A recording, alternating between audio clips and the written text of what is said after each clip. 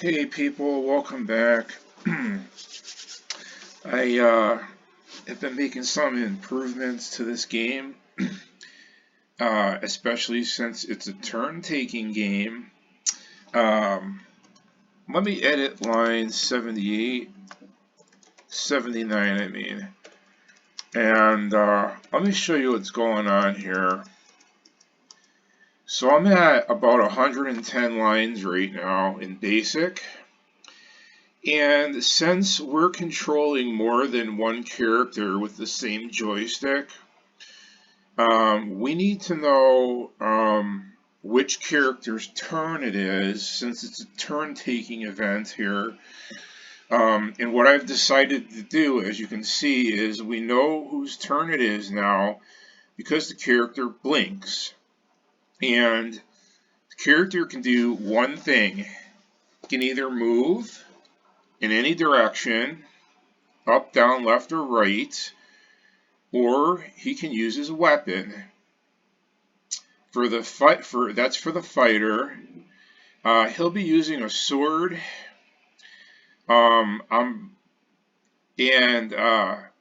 might be a little funny the way I do it when he swings the sword. Haven't figured that out yet. I want to keep this running as fast as possible. But I've slowed down a lot here because of this blinking. But we have to have that here. It wouldn't look professional without it, and you get confused. I was even getting confused with my own game as to which character's turn it was. So now I stepped forward, and we know that now it's the magician's turn, or he's actually a wizard, and he's going to move down. And then he can go forward, and so on. And we know whose turn it is by who's blinking. And so this is as soon as there's an enemy that appears on the screen, we're going to go into this fight mode turn-taking thing. But we can also, if we press E on the keyboard, it's going to be explore.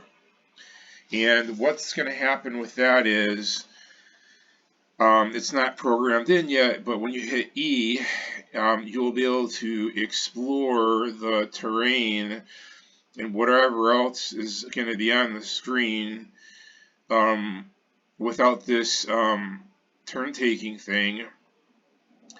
And one character will navigate around the screen independently and be able to explore. And then, so on. There's got to be some way, because we can't explore like this. I mean, we could, but I just don't know yet. They do follow each other if they're going in the same direction. But the problem here is I can't even go up right now with these guys because only down and back and forward is programmed in. They could kind of follow each other, but you would have to manipulate each character, because once one character goes off the screen, you're into the next screen. We could do an explore like that, or we could have an independent explore function. I don't know. So this is what I did today, and you can see how much slower they walk. They don't really walk that much slower, but when I shoot a projectile, it's going much slower, and it's pretty slow. Okay, and then if I add the enemy movement back in, and hopefully we can keep him from going off the screen here. If I add the enemy movement in, the enemy is a lot slower now, and when we're walking here, I'm not sure why he's not moving at all. He should be moving, and he's not. So I'm not sure what's happening there. And then when I throw, it's slower. Let's see if I can hit him. Nope, I missed. That's another thing that needs to be fixed. It's too hard to hit the guy. And I'm not sure why he's not moving when we're moving. He should be moving, and I think I know why. I need another go sub statement because the original marker is at the end of the joystick loop, and now that we're doing turn taking, I had to move the marker back to the joystick indicator. So I'm going to have to put another loop for enemy check, so the enemy continues to move while I'm moving. And let me see if I can hit this guy. I can't go up with my wizard right now. It's getting pretty close. I got to back up a little bit. Not that anything's programmed to happen, but I want to try to hit him. And the tolerance has got to be increased because right now you have to hit him right in his head, and it's really hard to do. So I'm just going to launch a missile, and if this guy could stay on the screen. I got to fix this boundary thing next, so I don't have to keep doing this. But let me try to hit him. And there's a sound when you hit them, so you know you hit them. And I can move down while the projectile is in the air, and up and down, so you can remaneuver it. Because it would be really hard to, almost impossible to try to hit this guy with one shot. So it's maneuverable. And I keep screwing this up. It's maneuverable. And I think I might leave it that way. Otherwise, it would just be way too hard to hit these guys with this spell. It's not really even a spell. It's just a function of the wand. It's a weak function. It's not going to be as strong as the sword, so you might have to hit him twice, as opposed to the sword will knock him out once. But the problem with the sword is you have to get a lot closer, so you can get hit. Take hit points that way. The magician is also, or the wizard also casts spells, and since I can't move this thing up, it's really hard to hit this guy right now. I'm going to try a couple more times, and if not, I'll just stop. But the wizard is going to have his spell menu, which Jesus, I still didn't hit the darn thing. The wizard's still going to have his spell menu, so he can take out multiple enemies with a cast, but it runs out and it doesn't replenish right away. So the wizard is relatively weak, other than his spell power. His projectiles are not as strong as a sword. Come on, I just want to hit this thing once. Jesus, I can't. I don't know why, you know what, we'll do it this way. Let's edit at 79. We'll stop the snake from moving, for one thing, and then I can just nail him. So I'll do that. And I have to move down one. And I see right now you have to hit him right in the head, and it's really hard to do. See, you get that noise. But I need to make it a full body contact, so I'm going to have to increase the range. And that's way down at the end. So check for hit. So we have the X value has to be 4 away. It's just the way it lined up. And then the absolute value of Y is 4 or 6. So we'll get full body contact. Or I could change it to just 6. I don't know. But this isn't an easy thing to do, and if I have multiple enemies on the screen, it's going to slow down even more. And so I have a question for Curtis. or anybody else that's listening.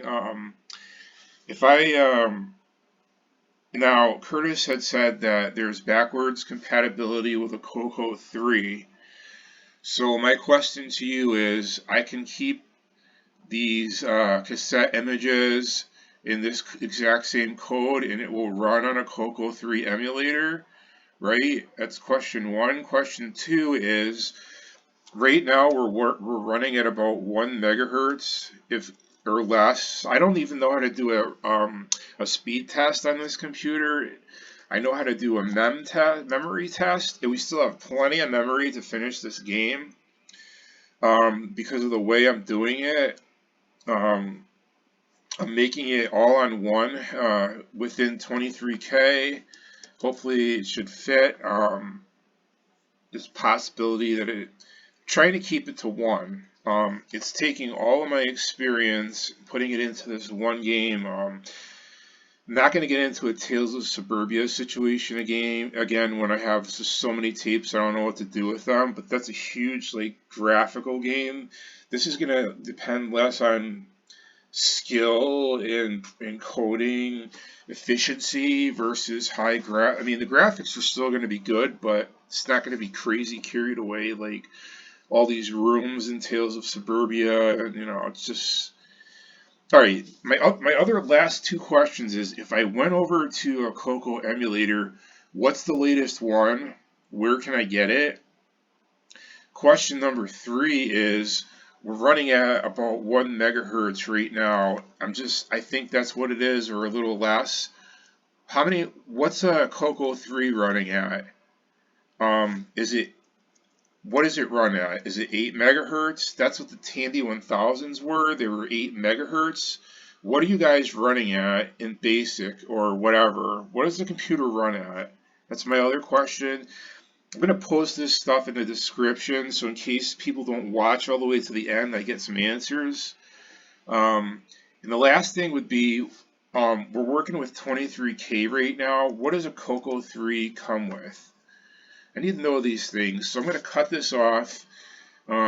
Post your comments, and hopefully we can get this ball rolling a little faster here. But I am working on this. I have to go.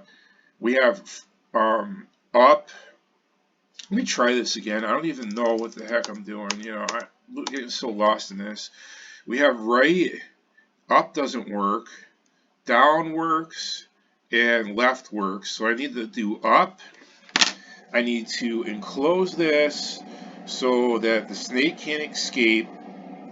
I'm gonna have wizard health bar down here, like I showed you before, followed by fighter health bar, and then wizard spell power, because we can only get limited casts, and then it has to replenish.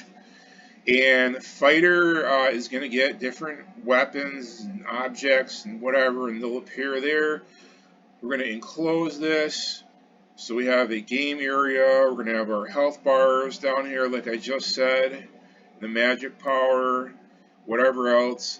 Then up here, it's going to say CoCo Ultimate in the same fashion as the title screen, but not as big.